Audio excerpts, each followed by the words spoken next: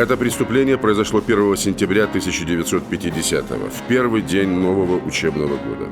Два киевских школьника шли после уроков через пустырь и обнаружили тело. Они узнали мертвого. Это был ученик их школы. Отогнав бездомную собаку, готовую глодать труп, школьники сообщили о страшной находке взрослым.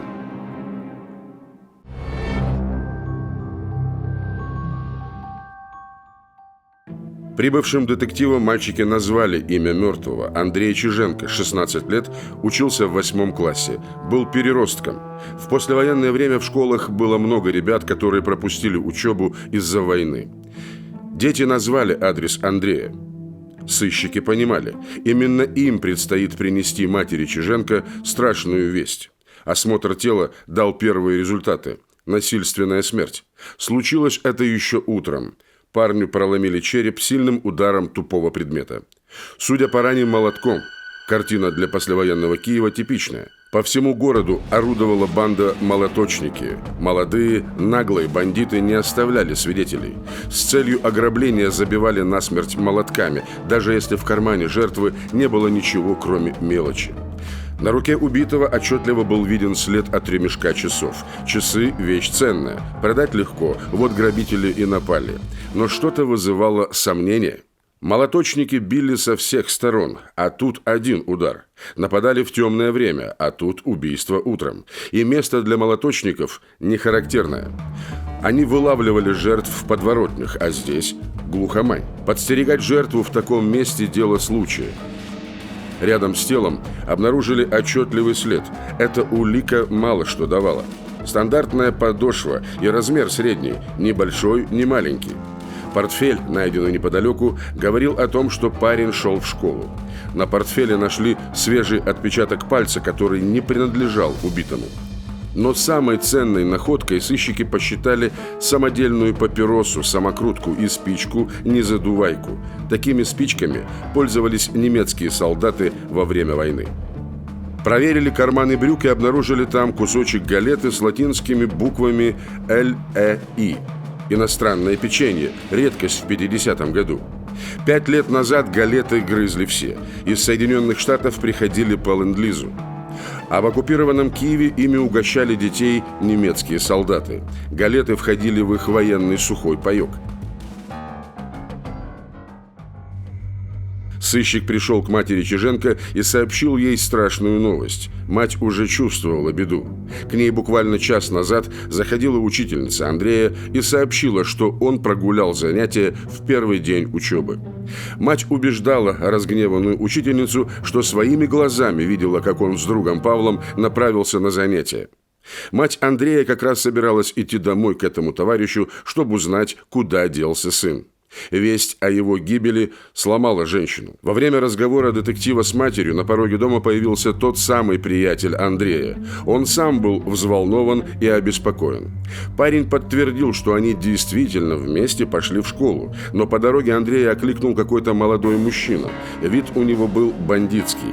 Высокий, сутулый, в глазах читалась угроза и агрессия. Андрей сразу сказал Павлу, чтобы он шел в школу, а сам остался разговаривать с незнакомцем. Павел утверждал, что когда-то видел этого человека. Тот крутился на житнем рынке, может, торговал чем-то или подворовывал. Мать Андрея поняла, кого описывал его товарищ. Убийство 16-летнего школьника ударом молотка по голове. Версия – разбойное нападение с целью завладения часами. По дороге в школу жертву встретил мужчина бандитского вида. Мать убитого по описанию понимает, о ком идет речь. 2 дня назад возле дома мать видела, как сын говорил с этим опасным типом. Тот требовал вернуть долг, угрожал, предупреждал, что сын никому не жаловался. Испуганная женщина предложила помочь, но Андрей сказал, что разберется сам. Проблемы с сыном были и раньше. Полгода назад Андрей связался с компанией неблагополучных ребят, все старше его. Стал скрытным, пропадал допоздна, таскал деньги из дома. Из-за этого были постоянные ссоры. Оказалось, у сына долг. Но в летние каникулы он пошел работать на стройку. Заработал, отдал, и все затихло. Причиной долгов убитого подростка, по мнению его друга, могло быть увлечение карточной игрой.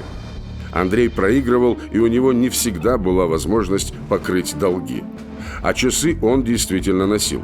Их ему подарил отец, уходя на фронт. Мать даже назвала приметы часов – марка «Зим» и гравировка на задней крышке «Сыну Андрею». Молодого человека, который остановил Андрея на пути в школу, звали Роман Бузыка. Его хорошо знали в местном отделении милиции. Мелкий жулик, хулиган, вымогатель. Сыщики установили наблюдение за его домом и накрыли криминальное сборище за игрой в карты на деньги. Занятие в Советском Союзе запрещенное. Но главная находка – на руке Бузыки красовались часы. Это была марка «Зим» с дарственной надписью.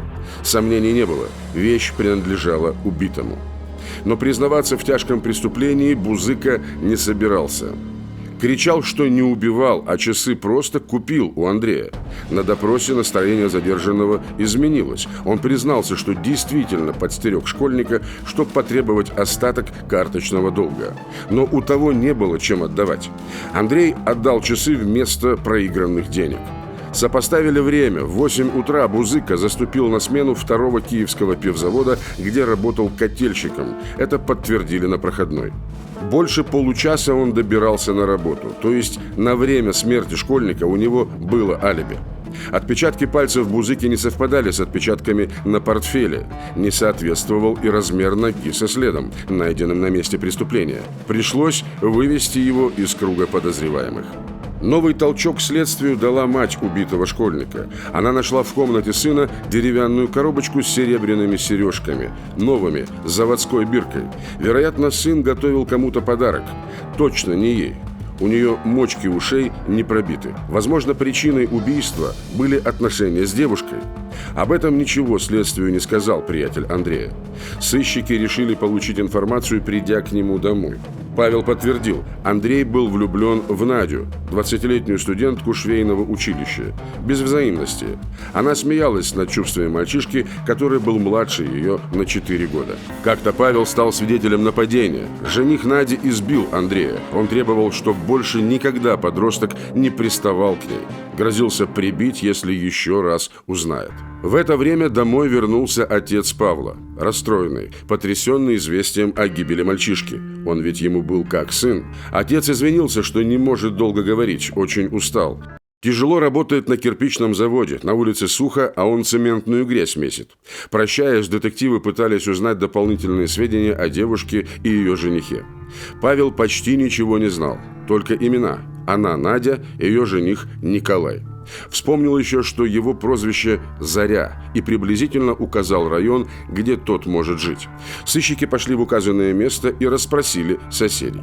Узнали, что недалеко находится дом Зарицких. Кличка «Заря» могла быть производной от этой фамилии.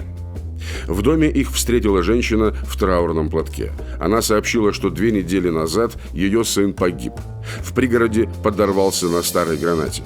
Трагическая случайность, которая в те годы не была редкостью. Мать подтвердила, сын ухаживал за Надей, студенткой училища.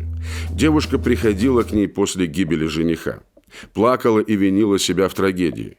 В чем она была виновата, мать так и не поняла. Теперь сыщики не сомневались. Разговор с Надей необходим. Убийство школьника в пустынном месте города Киева. По дороге в школу жертвой неизвестного стал школьник-подросток. Новой версией мотива становится ревность жениха 20-летней студентки швейного училища. Но она сразу рассыпается. Жених погиб 2 недели назад, подорвавшись на немецкой гранате времен войны. Нашли Надю в общежитии швейного училища. Известие о смерти Андрея не вызвало у девушки и тени сочувствия. Она не знала, как избавиться от его навязчивого внимания. Подросток пытался добиться ее расположения дорогими подарками. Последний раз принес немецкий шоколад, галеты и кофе. И даже серебряные сережки. За какие деньги он это купил? Или украл? Надя от подарков отказалась. Правда, сладости взяла ее подруга по комнате. Продукты, которые Надя достала из шкафчика, были немецкого производства. И все военного времени. Сыщики уже знали, кусок галеты, найденный в кармане убитого, был торговой марки «Лейбниц». Айзерне Порцион, солдат немецких войск, мог раскрыть только с позволения командира, когда доступ к нормальному питанию невозможен больше суток. Состоял из 150 грамм овощного концентрата супа либо колбасных консервов, 20 граммов молотого кофе и 250 грамм сухарей либо галет. Последние преимущественно из овсяной муки с добавлением гороха и конопли. Галеты делились на два сорта – для войск на передовой и для солдат в тылу с пониженным содержанием конопляной муки. При этом немецкие галеты были строго определенной формы, веса и толщины, а упаковка ровно 10 штук, 700 грамм. Выпускались на разных производствах, но самая известная – фабрика Лейбниц в Ганновере. В условиях окружения и продолжительных боев Айзерне Порцион был единственной возможностью выжить. Доставлялись упаковки с неприкосновенным рационом, эшелонами или авиацией. Бывало, что пилоты сбрасывали его прямо на передовую, иногда промахивались. Продукты становились добычей советских солдат, партизан и мирного населения. Отчаянные мальчишки решались на ночные вылазки на линию огня, чтобы вытащить из карманов убитых немцев галеты. О странных подарках малолетнего ухажера Надя рассказала жениху. Тот обещал разобраться и вскоре подорвался на гранате. Сопоставляя факты, сыщики приняли решение произвести обыск в доме Андрея. В комнате нашли интересную тетрадь с сокращениями, в которой, похоже, велся учет. Масштабы были немаленькие. Шоколад 3 упаковки, галеты ящик, кофе 2 ящика и еще одно сокращение могло обозначать только гранаты. В тетради было написано 2 ящика. Детектив, обыскивающий сарай, нашел тайник. Там лежали шоколад, кофе, галеты и боевая немецкая граната. На точно такой же, согласно протоколу, подорвался жених Нади. Сыщики не надеялись, что сохранятся какие-то следы через 2 недели после взрыва. Но они все же поехали на городскую окраину к месту гибели Николая Зарицкого. При осмотре обратили внимание на спичку-незадувайку, лежащую в траве. Она была аналогична той, что нашли возле тела школьника. Следователь чувствовал, что разгадка где-то рядом. Ему просто надо что-то вспомнить.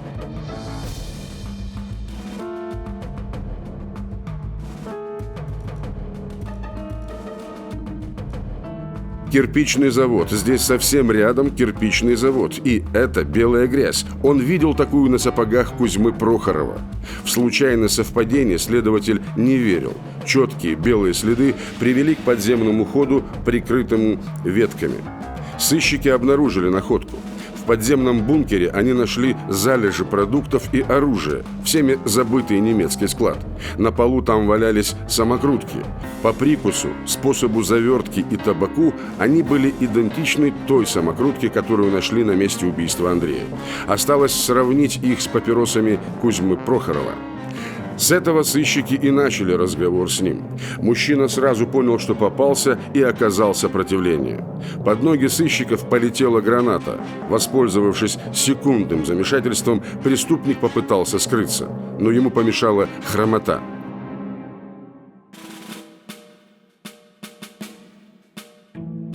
На допросе Кузьма говорил, что немецкий склад обнаружил случайно, идя с работы. Продукты брал понемногу, не пропадать же добру.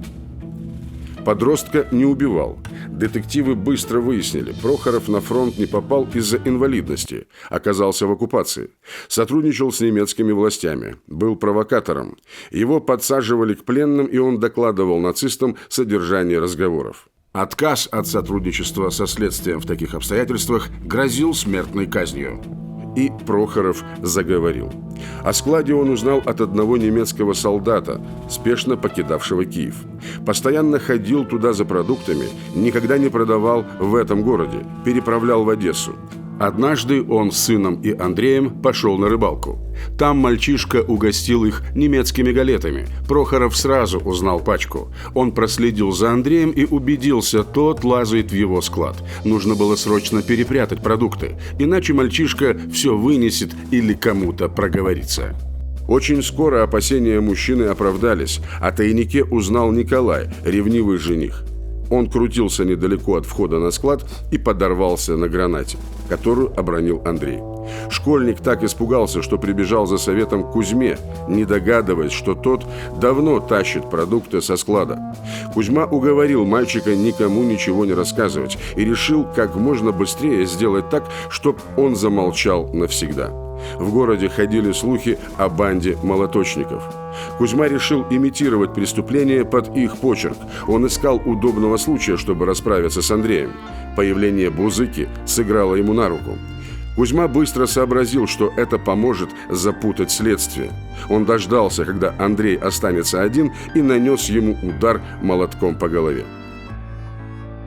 За убийство мужчина получил 10 лет тюрьмы.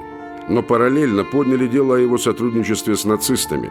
В 1952 году Кузьму Фомина казнили.